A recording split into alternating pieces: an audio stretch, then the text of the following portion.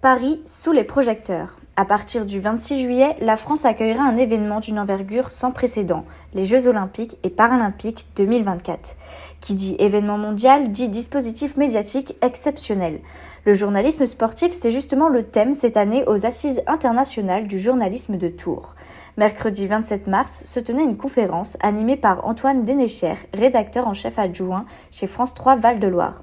Il était question de la couverture médiatique. La couverture des Jeux Olympiques est monopolisée par Eurosport, les uniques détenteurs des droits de diffusion des Jeux.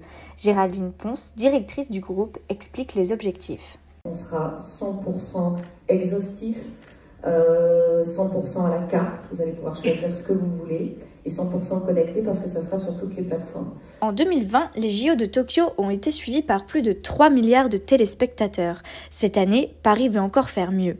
Faire de ces Jeux un moment de joie pour le pays et rassembler du monde autour des valeurs du sport, telles sont les idées évoquées par les journalistes présents lors de la conférence. On a voulu, autour de nos événements, dans nos émissions, raconter des histoires qui ont attrait à la culture, à la gastronomie, à ce qu'est la France, aux problèmes sociétaux, sociaux, pour aller chercher un max de personnes qui n'ont pas forcément d'appétence sport, mais qui, parce qu'ils vont être abreuvés de Jeux Olympiques, à un moment donné sur nos chaînes, ils vont vouloir y aller, ils vont s'intéresser et peut-être rester.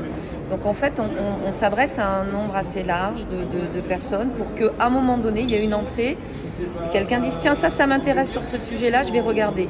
Mais alors, qu'en est-il du Paralympique ? Eurosport n'a pas encore obtenu les droits. L'explication elle est simple, on ne nous a pas proposé de les acheter ces droits-là, donc à partir du moment où on ne nous a pas proposé, moi je ne peux pas dire on va le faire, voilà, on aurait adoré, on ne nous a pas proposé, ils sont allés voir France Télé, voilà, c'est comme ça, c'est la règle du jeu des droits, on n'a pas la Ligue des Champions, on n'a pas la Coupe du Monde de rugby, on a autre chose, quoi. Le vrai défi c'est les Paralympiques, puisqu'on va mettre effectivement sur les Paralympiques quasiment autant de moyens. Depuis son existence, les Jeux paralympiques sont souvent restés dans l'ombre des JO.